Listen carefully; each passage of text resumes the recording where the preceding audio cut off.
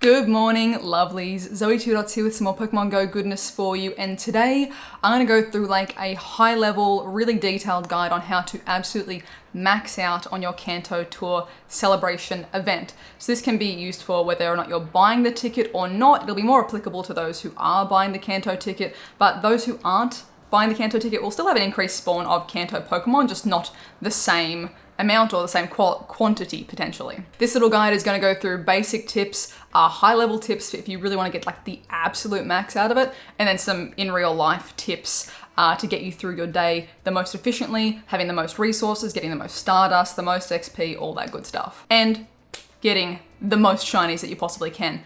Potentially. Before we get started, I just want to say a massive thank you as well to all my Patreon supporters for being absolute champions, and thank you to everyone who has been supporting with the merch. The color block Good Egg Japanese t-shirt should be on its way. I think most people have had the shirts arriving now, and I appreciate you guys, and there are still some available if you want to grab one. So starting with the basics, first tip is gonna sound pretty self-centered, but it's not wrong. Smash the bell button here so you get a notification for when I go live with the Kanto Tour event / when my video goes up. So I'm going to be live streaming at least the first hour of the Kanto Tour event when it does go live. If you guys want to see what it's about, get a bit of a taste. Maybe you're asleep when I go live, but you can watch it back later. That'll at least give you a visual guide as to what to expect. Are the spawns good? Are they not? Are there any bonuses? All that kind of jazz. And additionally, unless you set like the bell to actually notify you for everything, I think you're capped at like 3 notifications per day. So if someone else uploads that you have notifications on for, you may not get my one. So make sure that little bell is set to always alert. Sounds conceited, but like I'm in Australia, time zone happens first. Like it's the best way to get you guys the information that you might need. Second tip, pretty simple one. Make a list of shinies that you want to prioritize. Which are the shinies that you want to get? If you see a Caterpie and a Weedle on the map next to each other, and you know you've got 17 billion Weedle, you've got no Caterpie, having that list prepared either mentally or physically is going to help you be like, you know which one to gut reaction tap on. The Caterpie. For me, I went through Leak Duck's little shiny like checklist website, and then I kind of made myself my own little physical list of Pokemon that I am missing as shinies, including the new ones that will be released with the Kanto event. So for me, there's quite a few that I'm missing. I was surprised at how many Kanto Pokemon I was missing, but it kind of helps me like focus down and remember like, oh yeah, I actually only have one Bellsprout. I need to make sure I check those. Super simple thing, but can help you focus, maybe even make it on your notes app and like have it saved as your background on the day, so you remember what things you're targeting. The next tip is to set an alarm for your star pieces and your lucky eggs. If you are, well now we can stack star pieces and lucky eggs up to 24 hours worth, and incense as well. You can just absolutely stack them up like just one after the other. Amazing. But if you're like me and you're kind of like, you want to get the max out of it, I maybe stack 2 or 3 hours worth because I know I'm going to have a lunch break, and during that lunch break, maybe I'm not actively catching, maybe my Go Plus might disconnect and I won't notice in time. And that kind of, 30 minutes of wasted Stardust or star piece time, I don't like. So I'll usually stack a bit, have lunch, stack more and keep playing. If you know that you play like that and you don't stack the whole event, put an alarm around, lunchtime or after lunch to remind you, hey, don't forget to re-put these things on. Check your incubators, check your star pieces, check your lucky eggs, check your lure modules, your incense, whatever it might be. But you can set those alarms now. You can select the date of and select a couple of little alarms now to set them in and schedule them in and be like, hey, oi, idiot, don't forget to put your things back on. Maybe you'll be fine and you won't forget the whole day, but never hurts to have it there. Next super basic tip is to start hoarding Pokeballs now. Start now. I know we've got like a bit of time before the event, but start now. With the amount of events after event after event, after Hoenn Week, after Unova Week, after Com Day, after Spotlight Hour, we've been pretty like ball starved. That's gross. We've had like a massive shortage of balls essentially. These Pokestops appear to now be dropping more Pokeballs, which is awesome, but maybe you don't live near one. Maybe you have to just rely on opening gifts every day. Start now. Open max gifts, bully your friends into sending you gifts, send gifts to them. Make sure, start this cycle now. Absolutely stock up for balls now.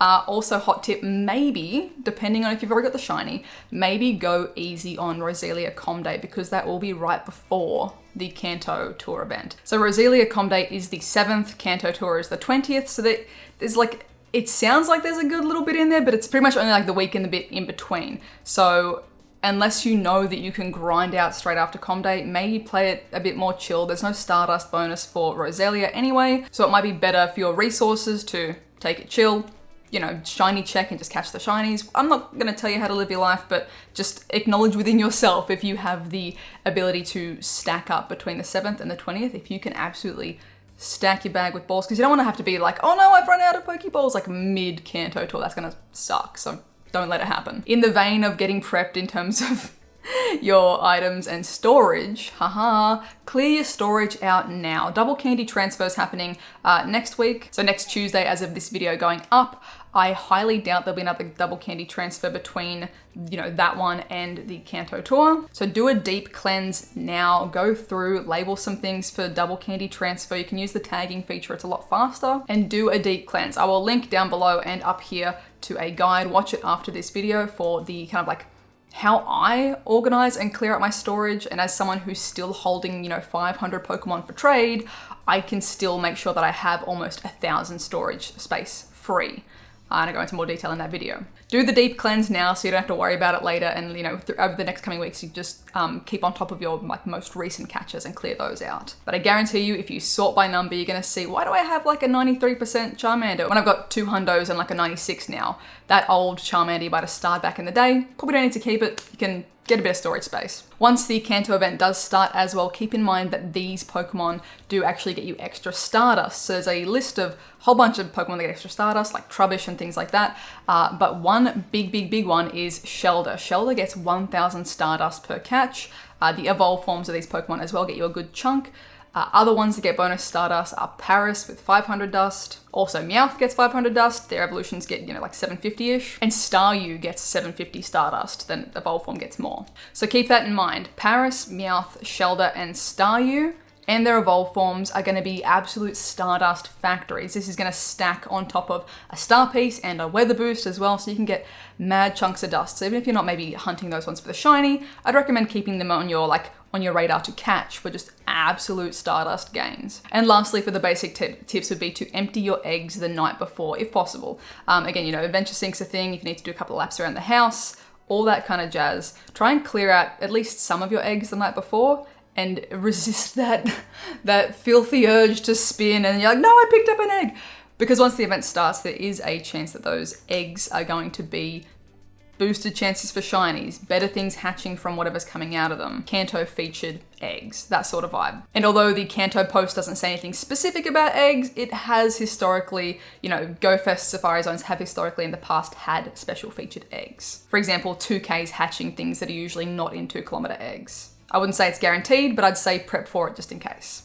Again, watch my video, watch my live stream, and we'll try and, you know, figure that out on the day too. Now let's jump into the more high level tips. These things involve a bit more prep, a bit more like, again, maybe setting some alarms to remind yourself, writing a list right now to remind yourself for on the day and for a little bit of prep. So on the day of the Kanto tour event, Mega Evolve. Mega Evolve a Pokemon. So the thing with Mega Pokemon is that, say for example, if I Mega Evolve a Venusaur, because Venusaur is grass and poison type, every time I catch any grass or poison type Pokemon, I'll get an extra candy for that Pokemon. So say I Mega Evolve Venusaur and I catch a Oddish, I'll get an extra Oddish candy because Venusaur is Mega Evolved. Now I went through and I tallied up every single Pokemon typing in Kanto, or every Gen 1 Pokemon. There's a little bit of like crossover from some Alolan types, so things like a Dark Mega wouldn't be especially valuable because we don't know if those Pokemon will be spawning. Probably not. It's called the Kanto Tour. But your best options for the most coverage are going to be Mega Venusaur with Grass Poison. There are a lot of Grass and Poison type Pokemon in Gen 1. It's going to cover 50 different Pokemon species, or 50 different Pokemon. You know, that's going to obviously stack. It's Weedle, Beedrill, that's counted in that 50, but 50. Speaking of Beedrill as well is another great option as a bug poison type. It covers 47 different Pokemon. And Pidgeot as well as a normal flying type covers 43 different Pokemon. Now maybe, you know, the quantity, like, oh, just because Venusaur covers 50 different Pokemon, maybe you actually live in a biome in the desert. And what you're really starved for is water type candies. You need more Magikarp candies, you need more Omanyte candies, whatever it might be. Perhaps Mega Evolving a Blastoise will be better for your situation. Take a look through and see if there's things that you need extra candy for. Are there things that you're wanting to convert candy to XL candy for when you get to that, you know, quest later on in the level up system? Essentially, Mega Evolve something. Mega Evolve anything, basically. There are a lot that are better than others, like Venusaur and all that jazz that I just mentioned. They'll have a lot more coverage and just net you overall a lot more candy. The Mega Evolutions do last for like 8 hours now as well, which is great. You get more use out of it. Maybe you can swap halfway through the day if you want to. So you don't have to just wait for the 8-hour timer to count down. You can just Mega Evolve something else and it will chop the first one in half and like end it. That's a lot of rain. The ones that I'd advise you, I guess, generally not to do would probably be Charizard, Houndoom, and probably, if this is true, there's leaks about Ampharos, and it should be like today, if it's correct, in a couple of hours we'll be seeing those raids hatch, so we'll see. Those are the ones I'd probably advise probably against, just because they have the least coverage with about 13 to 20 different Pokemon that they would apply to. Again, Venusaur, 50 Pokemon coverage, just saying. My next high level tip would be to stack research encounter Pokemon. So if you're not aware, if you encounter a research Pokemon and run away from it, it will get added to your stack. That is the fourth, task bar, research bar that sometimes you might see on people's accounts. And essentially you can do all your quests, stack them up, do all your quests, stack them up, and just keep stacking them in that. It's called the research stack. You can stack up to 100 Pokemon in there at a time. Be careful, if you do go over, it just starts yeeting Pokemon out of there and tough luck, basically. But this tip is kind of twofold. Not only would it be good for Stardust, if there is a Stardust bonus and things like that, but there are a bunch of quests at the moment in January, and they change every month, but there are a bunch of quests right now that reward Kanto Pokemon. And one feature of the Kanto Tour event is going to be catching all 150 for bragging rights, for, potential quests. There might need to be X number of Kanto Pokemon, different species caught. I'm currently stacking up my research task with only Kanto Pokemon. So Evolve Pokemon will give you Eevee or Executor. Power Pokemon 5 times is the 3 starters, Charmander, Squirtle, Bulbasaur. They'll probably be spawning, but those are an option. Send 3 gifts to friends at Jigglypuff. And then whatever it changes to next month, there's going to be potentially other Kanto Pokemon to stack up. I'm kind of just putting these in here as a just in case buffer. Worst case scenario, they're not necessary and doesn't really matter. I just catch them then anyway, get some Stardust, I've got a star piece on, my stack is full, happy days. You can just quick catch through it all. But say for example, you do need them, maybe you're just not seeing a Jigglypuff through the day, you've got one in your research stack, happy days. Another really high level and possibly like extremely sweaty prep tip would be to prep some evolutions now.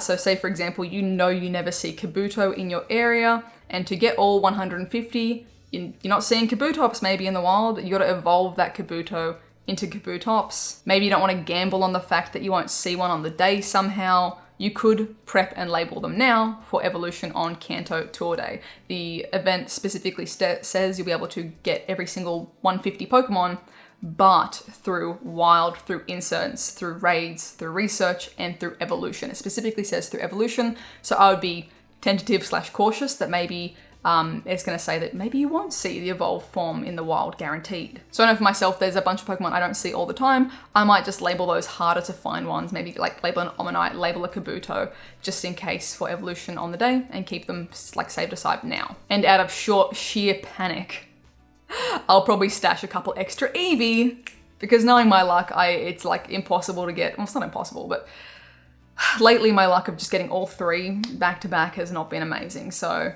I would stash a couple extra Eevee just in case for that evolution task. And lastly, this is kind of one of those ones as the event is ending.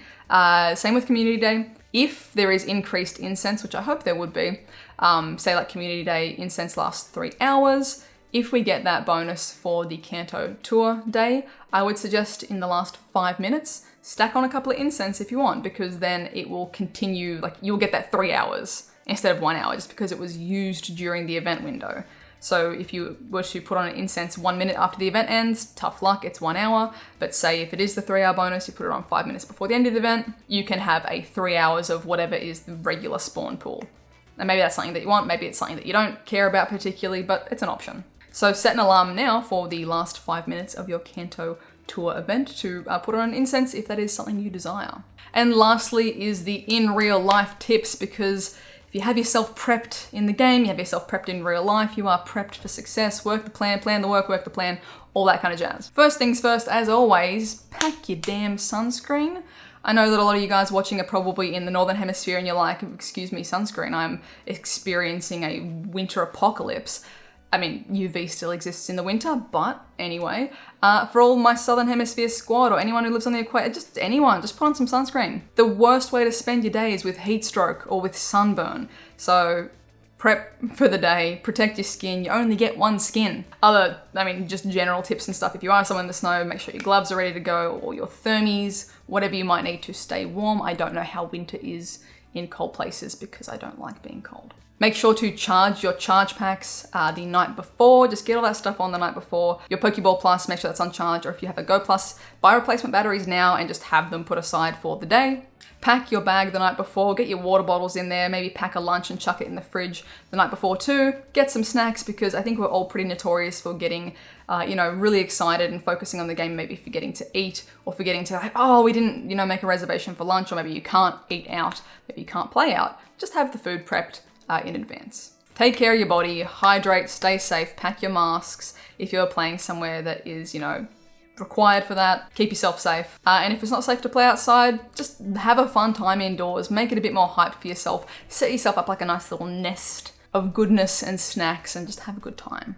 If you have a spicy tip that you think that I have missed or that you want to share with other people, please leave it down in the comments and I'll leave little hearts on the other tips that I really, really enjoy. And I'm sending you guys all of the best shiny luck. Good luck with your prep. We've still got a bit of time before the Kanto event, but I'm gonna start amassing that good shiny vibes now, just so it's like a big shiny vibes explosion when we get to the Kanto day.